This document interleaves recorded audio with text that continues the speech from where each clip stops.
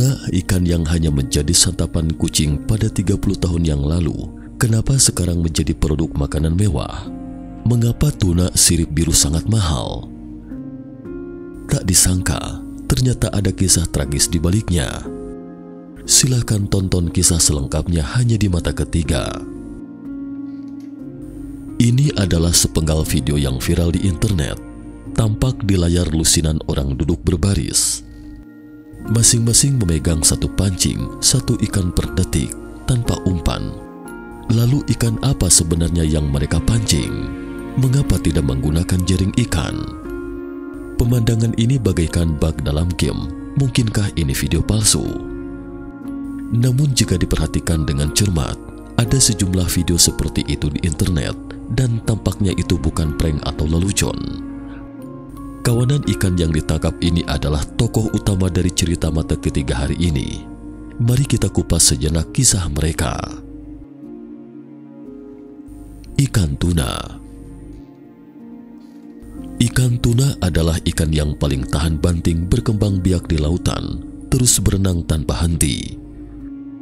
400 juta tahun akhirnya terbebas dari rantai genetik dari kelezatan di atas meja. Namun terlintas dalam benak segelintir manusia serakah, mereka kembali menjadikannya sebagai hidangan lezat. Hanya dalam tempo 3 dekade setelah sukses berevolusi, ikan tuna kembali menjadi ikan yang paling malang. Ikan tercepat. Ikan marlin umumnya dipandang sebagai ikan dengan laju tercepat, memiliki moncong panjang dan runcing dengan laju kecepatan maksimal 109 mil per jam. Tapi pecinta supercar pasti akan berkata bahwa kecepatan ikan marlin ini telah dilampaui oleh sang ekor cahaya biru dan ekor cahaya kuning, atau ikan tuna sirip biru dan ikan tuna sirip kuning. Ini adalah tuna sirip biru sepanjang 2 meter dengan akselerasi 2G dalam sekejap melampaui ikan marlin pada kecepatan seketika 130 mil per jam. Sedangkan ini adalah tuna sirip kuning atau ikan madidihang, akselerasinya 3,27G dalam sekali tancap gas. Hampir mendekati laju kecepatan kilat 200 mil per jam, melampaui laju kecepatan ikan marlin. Apa sebenarnya konsep dari 3,27G itu? Ketika roller coaster atau kereta luncur melewati titik terendah, percepatannya hampir 1,5G. Orang biasa mungkin akan pingsan di bawah tekanan 2G. Tuna memiliki daya yang kuat untuk membuat segalanya melaju secara super. Ini seperti peluru di samudra, tidak ada yang bisa mengejarnya. Bisa dikata ia bagaikan jet tempur bawah laut. Seseorang di akuarium di Jepang merekam sepenggal kisah tentang akselerasi tuna yang sempurna. Perhatikan baik-baik. Saking cepatnya, mungkin Anda hanya bisa tercengang di tempat. Entah apakah keluarga tuna menggugat akuarium setelahnya. Tidak ada lapisan anti-bumper atau penyok di kaca akuarium ini. Tuna adalah sekelompok ikan jelajah. Mereka sangat peka. Begitu dirangsang, mereka akan mempercepat laju kecepatannya secara tak terkendali. Selain akselerasi yang sempurna, para ilmuwan juga menemukan sistem kemudi hidrolik telah berevolusi dalam tubuh ikan tuna. Ini adalah pertama kalinya manusia menemukan sistem hidrolik pada vertebrata. Perahu layar hidrofoil.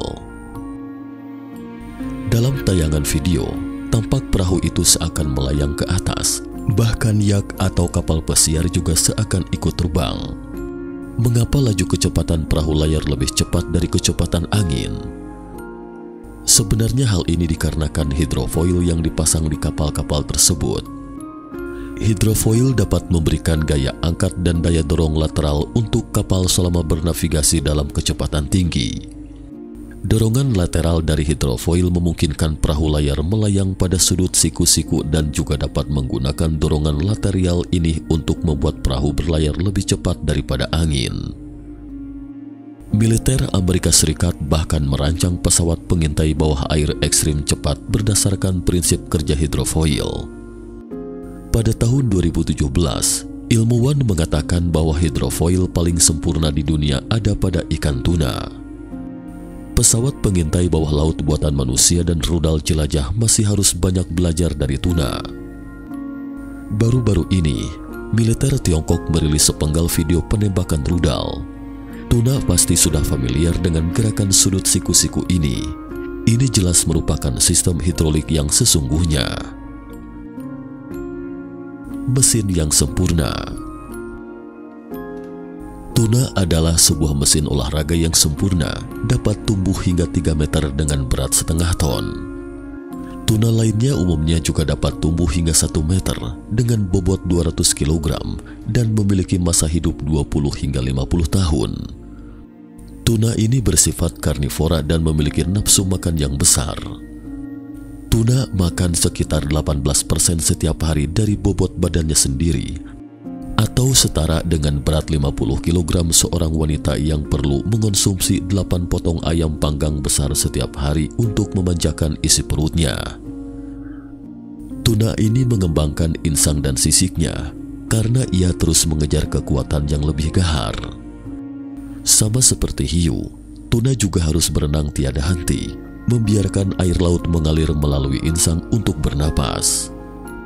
Tuna ini juga tidak akan berhenti meski sedang tidur sekalipun, karena jika berhenti berenang, itu berarti kematian baginya karena mati lemas. Seekor tuna perlu berenang 150 km di laut sehari, mengelilingi bumi 1,4 putaran setahun, atau 42 kali mengelilingi bumi dalam sepanjang hidupnya. Ia sendiri bahkan berevolusi menjadi ikan berdarah panas. Sama seperti manusia, mamalia dan burung, tuna juga menggunakan peredaran darah yang cepat untuk menstabilkan suhu tubuhnya. Dengan demikian, ia dapat menyuntikkan tenaga yang lebih kuat ke dalam tubuh. Selain itu, tuna juga satu-satunya ikan bertulang sejati yang berdarah panas yang telah berevolusi dengan susah payah selama 400 juta tahun. Tubuhnya penuh dengan hemoglobin dan mioglobin, serta serat otot super kuat dan jaringan adiposa yang sempurna, hingga akhirnya mengubah dirinya menjadi sebuah meriam berdarah daging, menghancurkan kunci genetik kelezatan di atas meja. Kunci gen yang lezat. Dengan tubuh seperti meriam berdarah daging membuatnya menjadi sangat rentan terhadap kerusakan. Dahulu kala, ketika orang-orang menangkap tuna, kecuali mereka memotongnya dan menjadikannya sashimi langsung di atas kapal, jika tidak, ikan itu sudah tidak bisa lagi dinikmati saking busuknya ketika Anda membawanya ke pantai. Apalagi tuna memiliki ukuran sangat besar yang tidak akan habis dalam 1 atau 2 kali makan. Selain itu, tuna ini juga telah mengembangkan sistem kamuflase. Sirip punggungnya akan memantulkan cahaya kuning, biru atau hitam, sedangkan perutnya akan memantulkan cahaya putih. Dengan cara ini, ia dapat menyatu dengan cahaya alami dan menyembunyikan dirinya dari sudut pandang burung laut dan tatapan serakah manusia, atau dari sudut pandang paus dan hiu. Dengan cara ini juga, tuna menjadi mudah busuk, berenang cepat, dan sulit ditemukan. 3 jaminan ini untuk mencegah dirinya menjadi santapan lezat pemangsanya, dan strategi ini memang sangat berhasil. Lebih dari 3.000 tahun yang lalu, para pelaut Mediterania menjadikan penangkapan tuna sebagai permainan yang menyenangkan. Pada saat itu, para pelaut akan menggunakan puluhan atau ratusan perahu besar untuk membentuk labirin jaring ikan yang rumit ketika tuna bermigrasi ke Mediterania untuk bertelur, kemudian menangkapnya sekaligus ketika berenang ke sana. Kesenangan semacam itu seperti membuktikan kepada alam, lihatlah, tetap saja manusia lebih hebat, bukan? Seusai menikmati sensasi kesenangannya, para pelaut umumnya hanya memotong lemak perut tuna, memakannya di tempat atau membawanya ke darat untuk dinikmati. Potongan daging ini lebih segar dan enak serta tidak mudah busuk. Tradisi seperti ini terus berlanjut hingga zaman modern, sampai setelah manusia memiliki industri penangkapan ikan yang modern, kapal-kapal besar dan metode penangkapan ikan industri yang terus berkembang.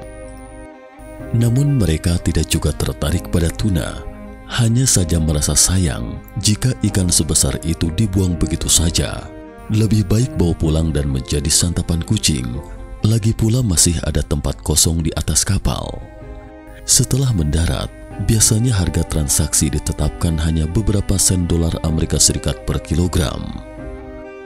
Celakalah Anda jika pabrik makanan kucing tidak tertarik pada tuna Anda. Pasalnya ada catatan resmi di Boston pada tahun 1959 yang mengatakan bahwa kapal-kapal yang membawa tuna sirip biru besar harus membayar $20 untuk mengirim tuna tersebut ke tempat pembuangan sampah di county. Pasalnya kawanan tuna ini akan menjadi bau yang menusuk hidung dalam beberapa hari. Meski para penjual ikan Jepang yang suka makan sashimi pada saat itu menyebut tuna sebagai neko matagi, artinya kurang lebih kucing saja langsung menjauh dalam bahasa Jepang. Pada tahun 1930-an, penangkapan ikan di laut sangat populer. Penduduk pesisir Amerika Utara merasa tuna sirip biru yang cepat besar dan ganas memang sangat mengagumkan di laut. Kemudian mereka saling membandingkan peralatan pancing dan gulungan tali ikan yang beratnya seperti derek jangkung pergi ke laut untuk menaklukkan kawanan tuna. Pada tahun 1937, daerah setempat menyelenggarakan kompetisi penangkapan ikan tuna internasional yang pertama. Dalam setiap kompetisi, sekitar 50 hingga 70 ekor tuna sirip biru besar diangkut ke darat dengan berat rata-rata 150 kg. Para pemancing foto bersama dengan kawanan ikan-ikan besar ini sebelum dibuang kembali ke laut. Rekor tertinggi dimenangkan oleh seorang pemancing laut bernama Ken Fraser. Dia pernah memancing seekor tuna sirip biru sepanjang 4 meter dengan berat 678 kg. Ini terjadi pada tahun 1979. Tetapi 40 tahun kemudian, seekor tuna sirip biru seberat 222 kg terjual dengan harga fantastis $3,1 juta Amerika Serikat atau sekitar 46,5 miliar rupiah kurs sekarang di Jepang pada tahun 2019. Apa sebenarnya yang terjadi di tengah 40 tahun itu? Mari kita telusuri berikut ini. 1972 Tokyo, Jepang.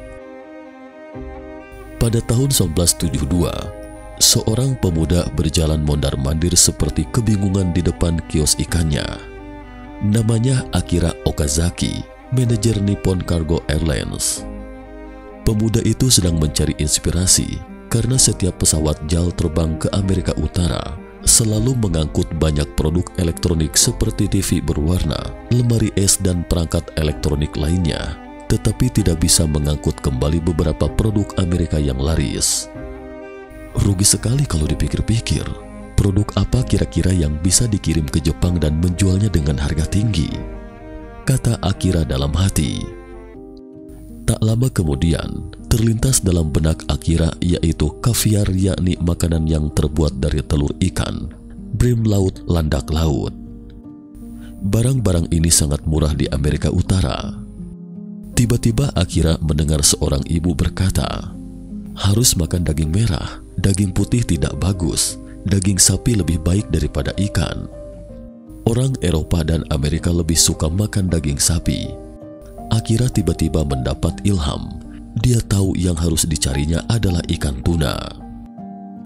Pertama, tuna mengelilingi bumi 1,5 kali setahun. Daging merah di tubuhnya padat dan segar. Kedua, setelah Jepang bertekuk lutut dalam Perang Dunia Kedua, ekonomi Jepang tiba-tiba melejit dan masyarakat Jepang sangat mengagumi bangsa Eropa dan Amerika. Asal tahu saja, daging sapi adalah bahan makanan yang diperkenalkan oleh bangsawan Eropa dan Amerika di era Meiji. Sekarang rakyat jelata mampu membelinya, masyarakat Jepang tidak kekurangan uang. Ketiga, tuna dari Amerika Utara diangkut ke Jepang dan disulap menjadi menu produk asli Amerika Utara, daging sapi laut rajanya sashimi. Masyarakat biasa pasti mampu membayarnya. Keempat, pesawat JAL baru saja dilengkapi dengan cold chain atau rantai dingin yang besar dan asuransi tidak menjadi masalah. Masalahnya, Tuna Amerika Utara adalah sampah yang baru bisa diolah dengan harga $20. Ini adalah rencana pemasaran yang jenius. Maka pada 14 Agustus 1972, pasar ikan Tsukiji melelang 5 tuna sirip biru dari Kanada untuk pertama kalinya. Akhirnya harga fantastis terlelang $40.000 Amerika Serikat. Akira tersenyum senang. Segera semua pesawat JAL pun dilengkapi dengan sistem rantai dingin. Kemudian kapal penangkap ikan di Amerika Utara dan kapal penangkap ikan Jepang, serta kapal-kapal ikan dari seluruh dunia juga dilengkapi dengan sistem rantai dingin. Kapal penangkap ikan tuna langsung memproses tuna di kapal dan dijual ke Jepang. Ini benar-benar seperti memungut pundi-pundi uang. Di awal cerita, cara memancing dengan pancing dan mengait satu demi satu ikan tuna itu dimaksudkan untuk memastikan kesegaran ikan dengan cita rasa yang paling enak. Karena jika menggunakan jaring menangkap ikan tuna dan terjebak di jaring, maka kawanan ikan tuna itu akan mati lemas karena jeratan tali jaring. Kualitas dagingnya pun menurun drastis dengan cita rasa yang tidak segar. Tuna premium. Tuna terbaik adalah tuna sirip biru selatan. Cahaya biru cerah yang bersinar di bawah ekornya sangat indah di mata. Selalu berenang di belahan bumi selatan. Bagian akaminya adalah yang paling manis, terbaik dari yang terbaik. Tapi yakinlah, Anda tidak akan bisa memakannya. Karena pada tahun 2017, ilmuwan mengatakan bahwa tuna ini lebih sedikit yang hidup liar dan diperkirakan akan punah sepenuhnya pada tahun 2022 mendatang. Tuna terbaik kedua adalah tuna sirip biru Atlantik. Area sirip punggung dan sisinya bersinar dengan cahaya biru, selalu berenang di Samudra Atlantik. Inilah spesies tuna pertama yang diperkenalkan ke Jepang oleh Akira. Awalnya sangat banyak, tapi semuanya menjadi sampah di Amerika Utara saking banyaknya. Namun pada 2017 sudah menjadi spesies yang terancam punah. Tuna sirip biru Atlantik inilah yang dilelang di pelelangan. Konon katanya, bagian yang paling enak dari tuna ini adalah toro. Kelas kedua yang terenak adalah tuna sirip biru Pasifik. Meskipun jenis tuna ini juga disebut tuna sirip biru Pasifik, namun tidak memiliki kilo seperti dua sirip biru berkualitas tinggi seperti tersebut di atas. Lemaknya sangat enak dan juga raja lemak di antara semua jenis tuna. Yang pertama adalah tuna sirip kuning. Siripnya berwarna kekuningan dan tersebar di sekelilingnya. Memiliki cita rasa yang enak, gurih dan sangat lezat diolah sashimi pada musim panas. Kiyoshi Kimura, bos dari Jepang yang membeli tuna setiap tahun seharga $3 juta Amerika Serikat, sering mengimbau para perompak Somalia untuk meletakkan senjata mereka dan membawa pancing. Tuna sirip kuning Somalia bernilai tinggi. Sekarang spesies ini hampir terancam punah dan langkanya sekelas dengan badak putih, namun tidak dikategorikan melanggar hukum memburunya. Kedua adalah tuna mata besar. Matanya besar dan merupakan spesies yang juga terancam punah. Memiliki rasa yang menyegarkan, lemaknya relatif rendah, dan rasanya nendang, mirip seperti daging sapi. Bagian kepalanya benar-benar nikmat jika diolah ala hotpot di musim gugur dan dingin. Ketiga adalah tuna albacora, memiliki sirip perut yang sangat panjang. Tuna albacora adalah spesies yang hampir punah. Ukurannya relatif kecil, panjangnya sekitar 1 meter. Tuna-tuna yang disebutkan sebelumnya memiliki panjang antara 2 meter atau lebih. Dagingnya berwarna merah muda dan putih, kaya lemak tetapi tidak membuat mual. Inilah yang disebut tuna platinum asli. Tuna putih yang disajikan pemilik restoran sushi kepada Anda pasti pernah membuat Anda mual. Keempat adalah tongkol abu-abu, yakni salah satu spesies dari tuna yang hidup di perairan tropis Indo-Pasifik Barat. Bagian pinggang dan ekornya sekilas tampak relatif panjang. Panjang total umumnya kurang dari 0,7 meter. Tuna jenis ini sangat melimpah di Laut Cina Selatan dan mungkin masih cukup banyak di perairan ini. Jenis tuna ini umumnya bisa Anda nikmati di restoran sushi. Warna dagingnya pucat, cita rasanya juga gurih. Pada dasarnya rasanya seperti saus kecap dan musrat saat disantap. Tuna jenis ini lumayan enak jika dibikin sup. Potongan daging di dagunya sangat lezat. Di posisi kelima, tuna sirip hitam. Sirip punggungnya bercahaya dengan cahaya hitam. Tuna jenis ini berukuran kecil, sekitar setengah meter, terutama tersebar di Samudra Atlantik dan banyak terdapat di perairan Bermuda. Dagingnya sedikit pahit dan berminyak, tapi warnanya relatif merah. Restoran sushi umumnya suka menggunakan tuna ini. Posisi keenam adalah skipjack tuna atau ikan cakalang. Sebenarnya ini bukan spesies dari genus tuna, tetapi dari genus Katsuwonus. Banyak tersebar di belahan dunia. 99% tuna kalengan adalah jenis ikan ini. Mengenai cita rasanya sebaiknya tidak perlu kita jelaskan. Bagi teman-teman yang suka ikan, pasti pernah mencicipinya, memiliki aroma amis dan semacamnya. Sebagian besar orang pasti pernah makan ikan tuna putih ini di buffet atau restoran prasmanan. Nama ilmiahnya eskolar atau gindara, dikenal juga sebagai makarel ular, walu-walu, kadang dijual sebagai butterfish atau tuna putih. Dagingnya kaya akan ester lilin atau minyak alami.